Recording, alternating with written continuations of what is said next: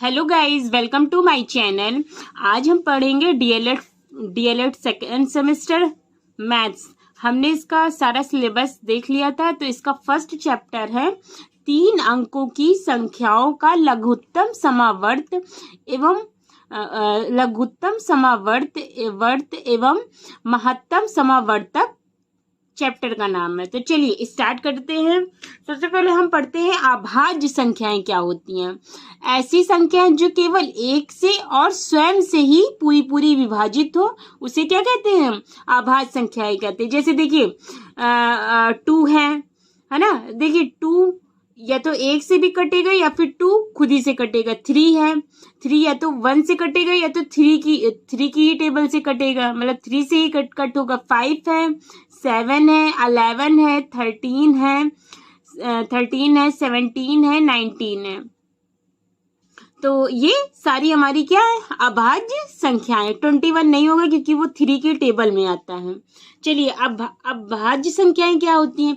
ऐसी संख्याएं जो एक और स्वयं के अतिरिक्त और किसी नंबर से, मतलब अन्य संख्या या संख्याओं से पूरी विभाजित, मतलब कट जाए, उसे क्या कहेंगे? हम भाज्य संख्या कहेंगे। जैसे देखिए 4 है, 4 देखिए 4 तो 1 से भी कटेगा, 2 की टेबल में भी आता है। 4 खुद अपने टेबल से कट, मतलब अपने नंबर से 4 से खुद ही कट हो जाएगा।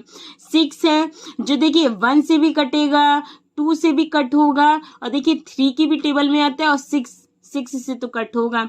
8 देखिए 1 से भी कट होगा, 2 से भी कट हो जाएगा और 4 से भी कट होगा, और 8 अपने खुद के भी नंबर से कट हो सकता है।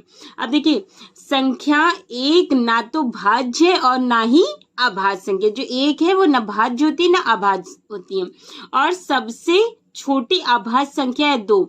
ये देखिए ये वाला जो सबसे छोटी अभाज्य संख्या है 2, ये कभी कभी बहुविकल्पी के क्वेश्चन में आ जाती है, टिक के क्वेश्चन में, कि सबसे छोटी अभाज्य संख्या क्या है। तो सब लोग कभी 1 लगा देते, तो सबसे छोटी अभाज्य संख्या होती है 2।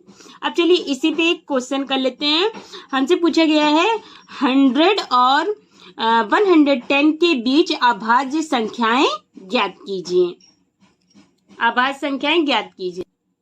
देखिए 100 और 110 के बीच कौन कौन से सबसे पहले नंबर आते हैं? 100 और 10 के बीच आता है नंबर हमारा 101, 102, 103, 104, 105, 106, 107, 108, 109, और देखिए 110 दिया ये। अच्छा देख लीजिए जो नंबर, देखिए जो लास्ट में इवन नंबर, मतलब सम संख्या है, वो तो देखिए चाहे जिससे हो वो 2 से कट ही हो जाए। जो सम संख्या होती है वो तो 2 से कट हो जाएगी, तो ये हमारी अभाज्य संख्या नहीं है। अभाज्य संख्या वो ऐसी संख्या होती है जो सिर्फ केवल 1 से कटे या स्वयं के नंबर से कटे।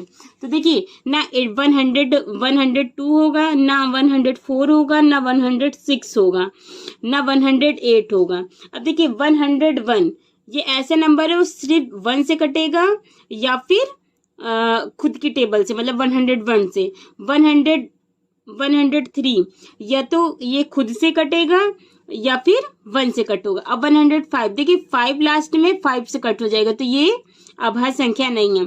107 ये भी अभाज्य संख्या है क्योंकि ये खुद की टेबल से कटेगा या तो 1 से कटेगा। और 109, तो इसका आंसर हो जाएगा 101, 103, 107, 109। तो यही, अब अगर आपसे पूछेगा कि 100 और 110 के बीच, मतलब 100 और 110 के बीच अभाज्य संख्या कौन सी होंगी, तो 101 होगी, 103 होगी, 107 होगी और 109। यही हमारा आंसर है। अब हमारा एक सेकंड क्वेश्चन है, संख्या 80 मतलब 80 और 90 के बीच की अभाज्य संख्या ज्ञात कीजिए। तो देखिए ये क्वेश्चन हमारा 2022 में आया था और ये कई सेमेस्टर में आया है। ये फर्स्ट सेमेस्टर में भी यही क्वेश्चन आया था। तो देखिए अभी हम लोग ने पढ़ा अभाज्य संख्या ऐसी संख्या होती है जो खुद से कटे या 1 से कटे, तो वही हमारी क्या होती है? अभाज्य संख्या। अब हमसे पूछे 80 और 90 के बीच, तो अगर देखिए डायरेक्ट भी कर सकते हैं, नहीं तो अगर आपको नहीं आता तो डायरेक्ट लिख लीजिए। देखिए 80 और 90 के बीच पहले नंबर लिख लीजिए कौन कौन से होते हैं। 101 वो 81, 82, 83, 84, 85, 86, 87, 88, 89। अब देखिए, अब 89, अब देखिए इसमें कि इसमें इवन नंबर कौन से, मतलब सम संख्या है वो तो होंगी नहीं, आभाज्य संख्या। तो देखिए 82 है, ये भी अब आभाज्य वो सम संख्या है, ये नहीं होगी। 84 है, ये भी सम संख्या है, ये भी नहीं होगी आभाज्य संख्या। 86 है, ये भी सम संख्या है, ये भी नहीं होगी। और 88 ये भी नहीं होगी। अब देखिए 81 जो है वो 9 के टेबल में आ जाता है, तो इसीलिए ये आभाज्य संख्या नहीं होगी। ये और ये 3 से भी कट हो जाएगा, तो 81 भी आभाज्य संख्या नहीं होगी। 83 ऐसा नंबर है जो किसी में ही नहीं, किसी नंबर में नहीं आता, मतलब किसी की टेबल में नहीं आता है, तो ये 83 आभाज्य संख्या हो जाएगी। देखिए लास्ट में 5 है, तो ये 5 से कट जाएगा, तो ये भी हमारी आभाज्य संख्या नहीं है। और 87, अगर आप 87 को अगर आप 3 से डिवाइड करेंगे तो भी कट जाएगा, और तो ये भी नहीं होगी। और 89 किसी की टेबल नहीं आता है, तो यही होगा। तो हमारा आंसर हो जाएगा 83, 89, यही हमारा आंसर हो जाएगा। अब हम पढ़ते हैं, अब हमारा टॉपिक है लघुत्तम समावर्त, मतलब लोएस्ट या लीस्ट, कुछ भी लोएस्ट या लीस्ट कॉमन मल्टीपल। तो देखिए वही हमारा लासा या एलसीएम इसको कहते हैं। तो देखिए लघुत्तम समावर्त का मतलब समान आवर्त। अब देखिए आवर्त क्या होता है, आवर्त या गुणज। देखिए किसी संख्या में प्राकृतिक संख्या, मतलब प्राकृतिक संख्या हमारी होती है 1 2 3 4 5 से गुणा करने पर उस संख्या के विभिन्न आवर्त प्राप्त होते हैं। अब देखिए ये क्वेश्चन हमारा कई बार पूछता है कि कोई नंबर दे देगा, अब बताइएगा बहुविकल्पी क्वेश्चन में कि बताइए कौन सा इसमें आवर्त होगा। तो देखिए अब इसमें एक क्वेश्चन आया था 9 के आवर्त हैं, तो 9 के आवर्त हैं, तो अभी हमने पढ़ा आवर्त किसी भी प्राकृतिक संख्या में गुणा कर दीजिए तो आवर्त प्राप्त हो जाएगा। तो देखिए 9 में प्राकृतिक संख्या से गुणा कर दीजिए, और हमें पता है प्राकृतिक संख्या कौन सी होती है, प्राकृतिक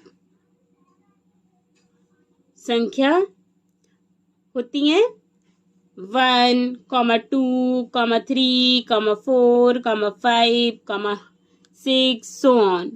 तो देखिए अब अगर 9 का मल्टीप्लाई आप 1 से करेंगे तो क्या आ जाएगा 9 का मल्टीप्लाई अगर 2 से करेंगे तो 18, 9 का मल्टीप्लाई 3 से करेंगे 27, 9 का मल्टीप्लाई 4 से करेंगे 36, 9 का मल्टीप्लाई 5 से करेंगे 45, 9 का मल्टीप्लाई 6 से करेंगे 36। मतलब अगर आपसे कोई नंबर का अपवर्त पूछ ले तो आप डायरेक्ट उसकी टेबल लिख दीजिए, वही आपका आंसर हो जाएगा। तो हमारा आंसर हो जाएगा 9, 18, 27, 36, 45 और ये 54 होगा, ये 54 होगा, सॉरी ये 54 होगा। तो यही हमारा आंसर आ जाएगा। समावर्त मतलब कॉमन मल्टीपल वह संख्या जो 2 या 2 से अधिक संख्याओं प्रत्येक द्वारा पूर्णतः विभाजित हो जाती है, दी गई संख्या का समावर्त कहलाता है।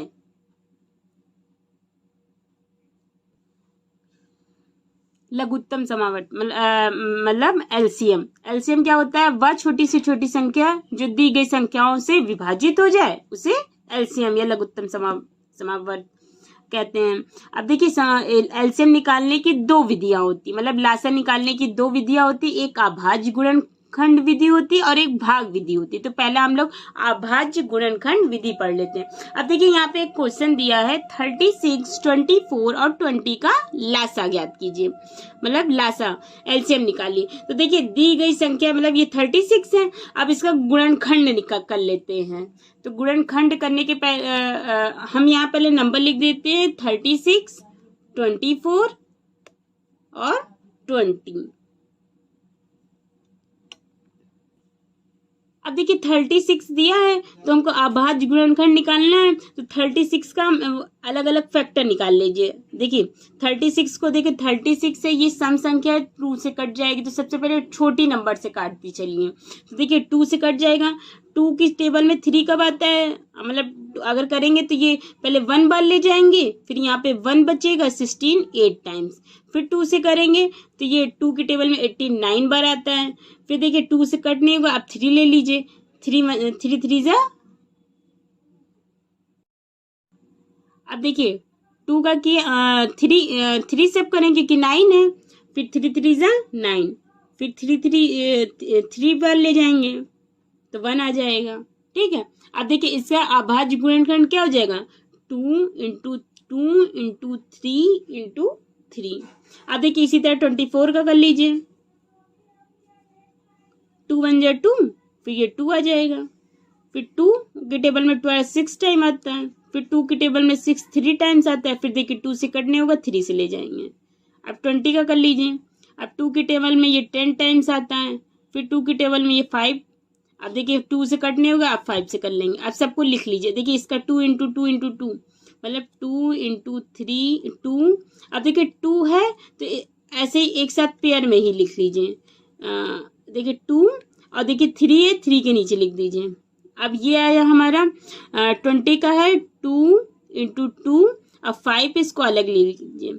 जब भी अभाज्य गुणनखंड विधि से करेंगे, देखिए एलसीएम निकालेंगे तो देखिए अब इसमें सबसे पहले जो कॉमन है उसको कर लीजिए। अब देखिए तीनों में क्या कॉमन है 2, फिर तीनों में क्या कॉमन है 2, फिर देखिए 2 में क्या कॉमन है 3, है ना।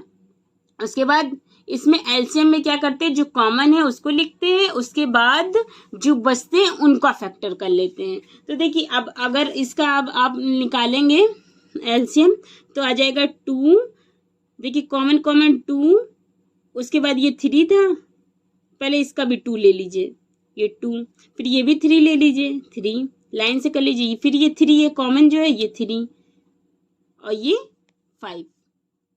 अब इसका मल्टीप्लाई, यही हमारा आ जाएगा 2 इंटू 2 इंटू 2, जो पहले कॉमन है उनको भी लिख लिया और जो बचे हैं उनको भी लिख लिया, इंटू 3 इंटू 5, ये आ जाएगा हमारा 360। यही हमारा आंसर आ जाएगा। भाग विधि द्वारा गुणनखंड मतलब एलसीएम कैसे निकालते हैं, जब भाग विधि द्वारा निकालेंगे तो सारे नंबर को एक साथ फैक्टर कर लीजिए। तो देखिए 36 24 20, अब इसको निकाल लीजिए। तो देखिए 2 से जब तक का ना कटे सारे नंबर को देखते जाइए, मतलब अगर आपको ऐसे ना आए तो उसको भाग करके भी आप निकाल सकते हैं सारे नंबर को। अब देखिए 2 से करेंगे तो ये आ जाएगा 2 1 जा 2, ये 6 बचेगा तो 18, ये आ जाएगा 12, ये आ जाएगा 10, 2 मतलब सारे नंबर को कट करेंगे। अब ये 9 बार आ जाएगा, ये आ जाएगा 6 और ये 5। देखिए 9 और 5 पे जो 2 से नहीं कटेगा, लेकिन 6 2 से कटेगा तो एक बार 2 एक बार और ले लेते हैं, तो ये आ जाएगा 3, ये नहीं ये तो 9 ही हो जाएगा, ये आ जाएगा 3, ये आ जाएगा 5। अब देखिए अब 2 से कुछ कटेगा नहीं तो अब फिर 3 से कर लेते हैं, 3 3 जा 9, ये 1 आ जाएगा, ये 5, जब तक का कट करेंगे अब तक का 1 नहीं आ जाता, ये 1 आ जाएगा, ये 1 ये 5। अब 5 से एक बार कर लीजिए, 5 1 1 1।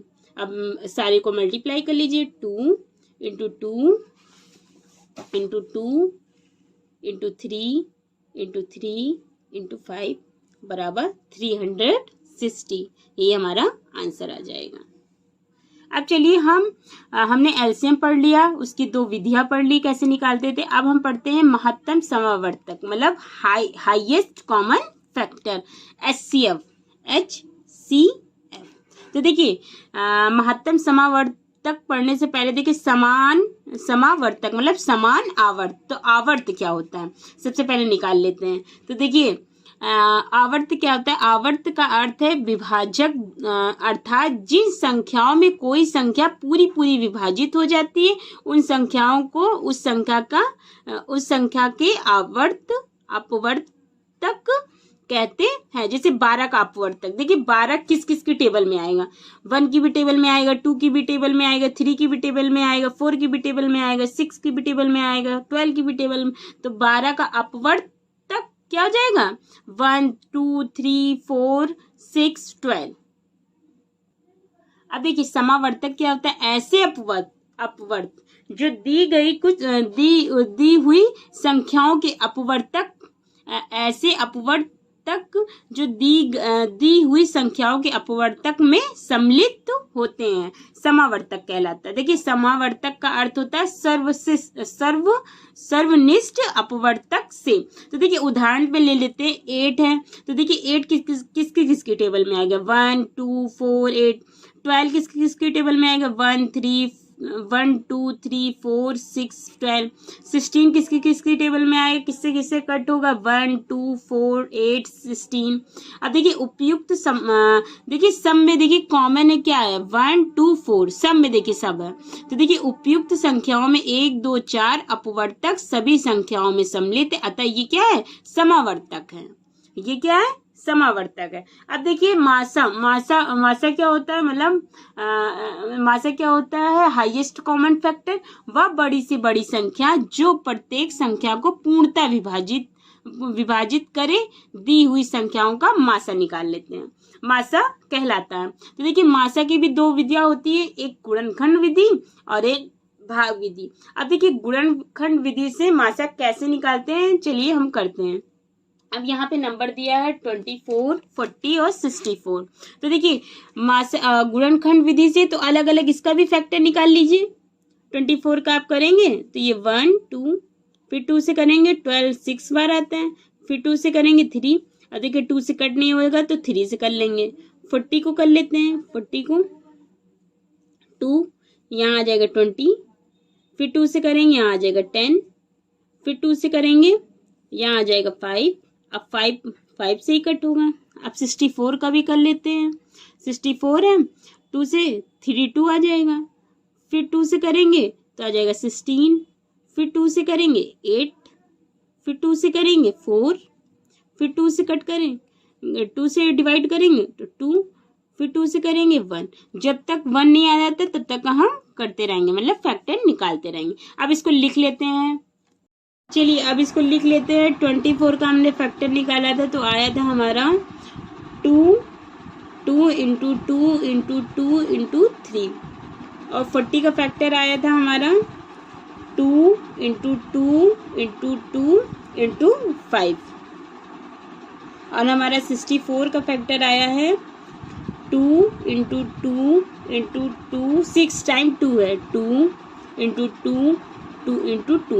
देखिए अभी हमने एलसीएम पढ़ा था, उसमें क्या किया था हमने, जो कॉमन थे उसको लिखा था, उसके बाद जो नंबर बचे थे उनको लिख लिया था, और हम जो एचसीएफ पढ़ना है एलसीएम में कॉमन और जो बचे थे नंबर उनका मतलब इंटू करके जो आता है वही हमारा एलसीएम हो जाता है, और एचसीएफ में जो सिर्फ कॉमन होते वही नंबर लेते हैं, मतलब मासा में जो सिर्फ कॉमन नंबर को ही लेते हैं हम, वही हमारा मासा आ जाता है। देखिए फिर हमारा एचसीएफ या मासा हो जाएगा 2 इंटू 2 इंटू 2 मतलब 8 हमारा गुणनखंड, ये हमने अभी गुणनखंड विधि से निकाला है। चलिए देखिए भाग विधि से कैसे निकालते हैं एचसीएफ। तो देखिए हमने वही नंबर ले लीजिए 24, 40, 64। जब भी भाग विधि से निकालना है तो जो सबसे छोटी नंबर है और जो उससे बड़ी नंबर है उसको मतलब इसको डिवाइड करिए। तो देखिए 24 को अगर 40 से आप डिवाइड करेंगे, 24 को 40 से, देखिए अगर 24 का 2 बार मल्टीप्लाई करेंगे तो 48 हो जाएगा, 2 बार मल्टीप्लाई करेंगे तो 48 हो जाएगा। तो हम पहले 1 ही टाइम्स ले जाएंगे इसको, 1 टाइम्स तो आ जाएगी यहाँ 24। अब इसको माइनस कर दीजिए तो यहाँ आ जाएगा 16। अब देखिए जो नंबर जब यहाँ आ जाता है फिर जिससे हमने पहले डिवाइड किया है इस नंबर को यहाँ लिखेंगे। फिर देखिए 16 का अगर मल्टीप्लाई 2 बार करेंगे तो आ जाएगा हमारा, अगर 16 का मल्टीप्लाई कर देंगे तो आ जाएगा 32। अब देखिए वो 32 बड़ा हो जाएगा, इसीलिए 16 को 1 टाइम से ले जाएंगे, आ जाएगा यहाँ 16। अब इसको माइनस करेंगे तो आ जाएगा यहाँ पे 8। अब देखिए फिर यहाँ पे ये जो नंबर है इसको यहाँ पे अंदर लिखेंगे तो आ जाएगा 16। अब देखिए 8 की टेबल में 2 टाइम्स 16 आता है, कट, मतलब हमारा एचसीएफ आ गया 8 आ जाएगा। मतलब जब तक कटे ना तब तक हम काटते रखें, लिखते जाएंगे। लेकिन एक बार चेक कर लेंगे क्या 64 से भी 8 कट हो जाएगा। तो देखिए 64 से भी क्या 8 कट हो जाएगा। तो हम देख लेते हैं 8 और 64। तो देखिए 8 के टेबल में 64 8 टाइम्स आता है, मतलब कट गई, पूरी नंबर कट गए, यानी कि हमारा HCF आ गया 8। जब तक जो नंबर यहाँ पे कट करेगा वही हमारा HCF आएगा। फिर उसके बाद एक बार बड़ी संख्या को भी कट करके देख लेंगे कि आ रहा है कि नहीं आंसर। तो हमारा HCF आ गया 8। ये हमने भाग विधि द्वारा सॉल्व किया था। आज हम बस इतना पढ़ेंगे, इसके बाद हम जितने भी हर ईयर में जितने भी क्वेश्चन आए LCM HCF से हम उसको सॉल्व करेंगे। Thank you. अगर आपको हमारा वीडियो पसंद हो तो please like share and subscribe करें।